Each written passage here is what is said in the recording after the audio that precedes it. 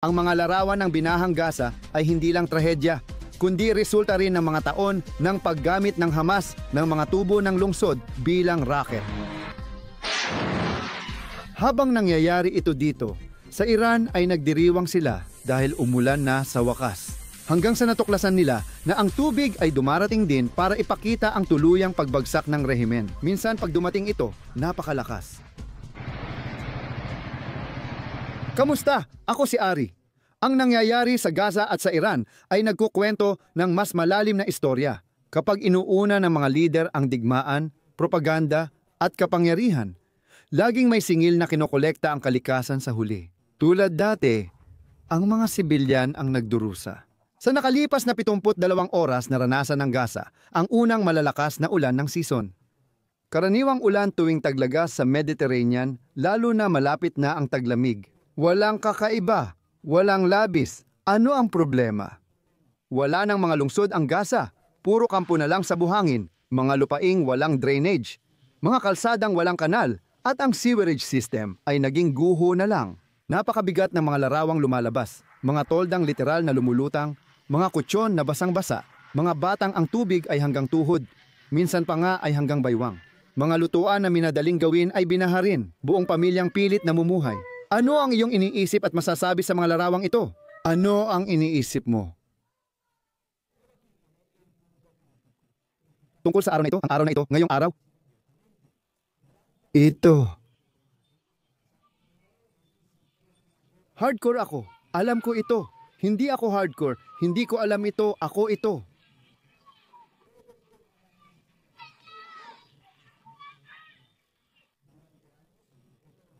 Buksan.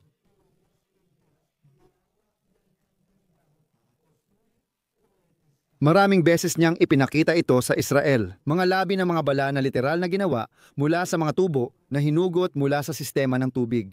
Hindi lang rocket ang ebidensya. Pati sila mismo. Kinukunan nila ng video ang kanilang sarili bilang patalastas, bilang propaganda. Hinuhukay ang mga tubo at ipinapakita ang kanilang pagiging magaling. Ginagawa nilang bala ang buong mga network na ito para makaatake sa Israel. At ito ay hindi opinyon. Ito ay isang dokumentadong katotohanan. Kung gagawin mong mga tubo ng tubig bilang mga rocket at gagawin mong semento bilang mga lagusan at gagawin mong mga buong barangay bilang mga base militar, ano sa tingin mo ang mangyayari pagdating ng taglamig? Tama, walang magiging drainage, walang infrastruktura, at syempre, wala nang matitira. Iyan ang mga bagay na hindi nila inisip noong nagpasya silang simulan ang 2 taong digmaan laban sa Israel. At ang susunod ang sibilyang taga-Gaza. Ang taong walang desisyon, ang gusto lang ay mabuhay, nauuwi sa pagtulog sa ibabaw ng tubig na halo sa maruming tubig, dahil maraming palikuran ang nasira rin. Baha ngayon ang Gaza dahil sa ulan, pero dahil din sa mga dekada ng mga desisyon na hindi isinasaalang-alang ang mga tao. Nakatuon lang sila sa susunod na digmaan at sa layunin nilang sirain ang Israel. Kahit ano pa ang maging kapalit, basta't mawasak ang Israel. Lahat ng tubo sa kalahati ng bahay. Hindi naiintindihan ng kalikasan ang propaganda. Pareho lang bumabagsak ang ulan.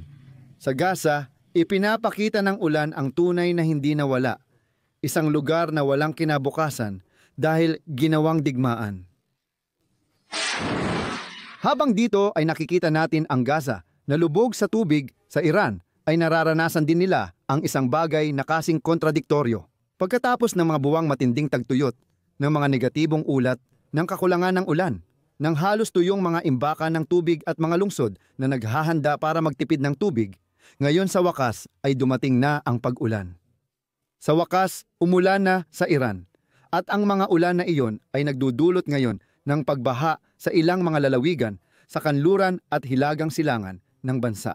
Bakit? Kapag matagal ang tagtuyot sa isang bansa, natutuyo at tumitigas ang lupa kaya hindi na ito sumisipsip ng tubig. Kapag malakas ang ulan, umaagos lang ang tubig sa ibabaw ng lupa. Kung walang drainage, maayos na plano at infrastruktura, nauulit ang sitwasyon tulad sa Gaza. Ang ulan ay nagiging sakuna. Ang ulan na dapat sana'y biyaya, nagiging isang nakamamatay na kalaban. Pero dito na papasok ang hindi komportableng punto, yung masakit para sa rehimen. Hindi ganito ang Iran dahil sa ulan, kundi dahil sa mga dekada ng korupsyon, maling pamamahala at baluktot na mga prioridad. Samantala, ang rehimen ay gumagastos ng bilyon-bilyong dolyar sa mga milisya sa Lebanon, sa mga armas para sa mga Houthi, sa mga ballistic missile at sa agresibong propaganda laban sa Israel.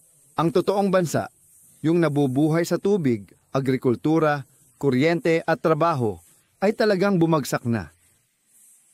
Ang mga protesta tungkol sa tubig ay hindi na mga iisang kaso lang. Tuloy-tuloy na ito, pambansa na, at senyales na nauubos na ang pasensya ng mga mamamayang Iranian.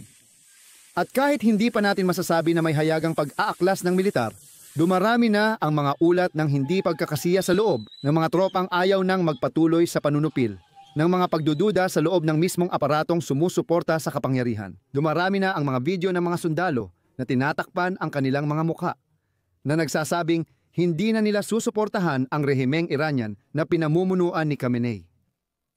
Alam ng rehimen na kaya nitong kontrolin ang nagpoprotesta, pero hindi nito kayang kontrolin ang tagtuyot o ulan. Kapag ang rehimen ay nagbabanta sa mundo, pero di kayang tiyakin ang malinis na tubig para sa mamamayan. Ang kanilang krisis ay hindi pangklima, ito ay moral. At sa ngayon ay sumasabog ang isang krisis panlipunan sa Iran. Ang mga pinakahuling larawan na iniulat ngayong gabi ay nagpapakita ng malalaking kilos protesta ng tinatawag na mga millennial ng bagong henerasyon na dumarating upang magpakilala sa bansa. At nagpasya silang itaas ang kanilang boses at sabihing tama na sa ginagawa ng rehimen sa bansang Persiano. Sige, ngayon lumipat naman tayo ulit sa Gaza dahil ilang araw na ang nakalipas mula nang pag-usapan natin ang grupo ng humigit kumulang 100 hanggang 200 mandirigma ng Hamas na naipit malapit sa lugar na kilala bilang Linya Dilaw. Sa mga lagusang tinabunan ng mga operasyon ng Israel, sa panig ng Israel, hindi sa panig ng Gaza. Magbibigay tayo ng mahalagang maikling update. Patuloy pa rin silang nakakulong.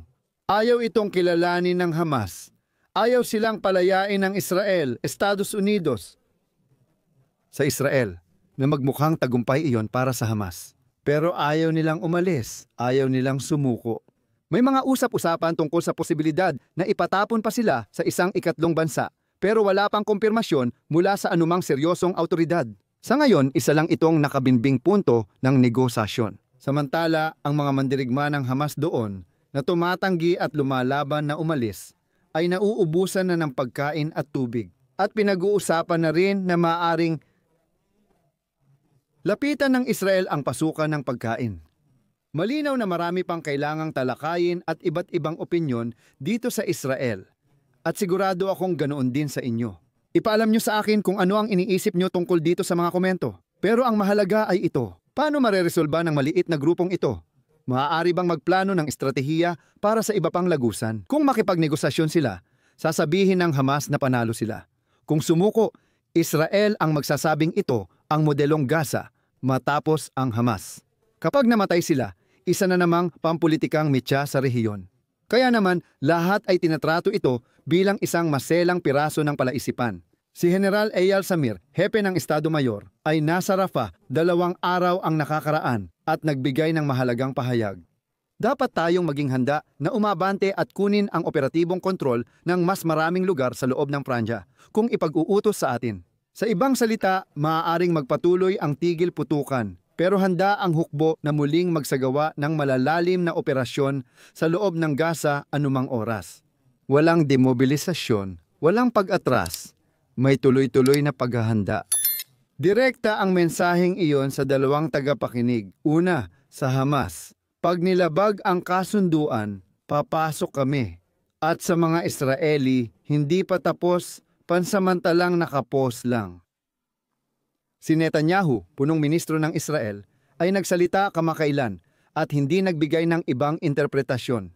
Sinabi niya na walang magiging estadong Palestino sa kanluran ng Jordan na tinutukoy ang Judea at Samaria. Mas kilala ng mga tao ang West Bank, kung saan kasalukuyang may maraming sagupaan sa pagitan ng mga kolonista. Isang grupong Israeli na matindi ang nasyonalismo at iginigiit ang karapatang manirahan sa lupa ng mga ninuno nila ay umatake kamakailan.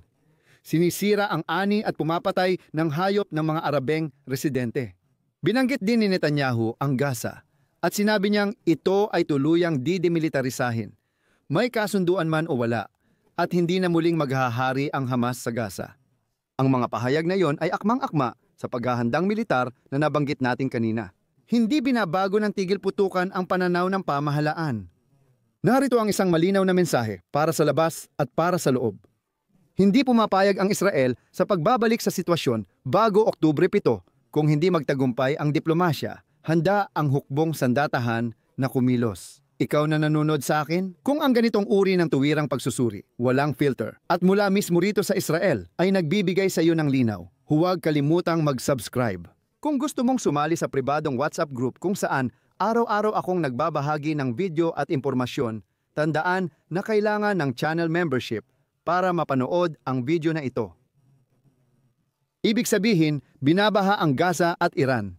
Dalawang lugar na ang mga lider ay dekada ng namumuhunan sa digmaan, hindi sa buhay. At ang kalikasan na walang ideolohiya, walang propaganda, sa huli ay ipinapakita ang katotohanan ng bawat bansa at kung anong mga haligi ang kinatatayuan nito. Kaya kailangan nating magbigay ng matinding pansin dahil sa mga susunod na oras ay maaaring magkaroon ng mahahalagang galaw sa hangganan ng Gaza at pati na rin ang mga bagong reaksyon mula sa Iran dahil sa panloob na presyong nararanasan ng bansa.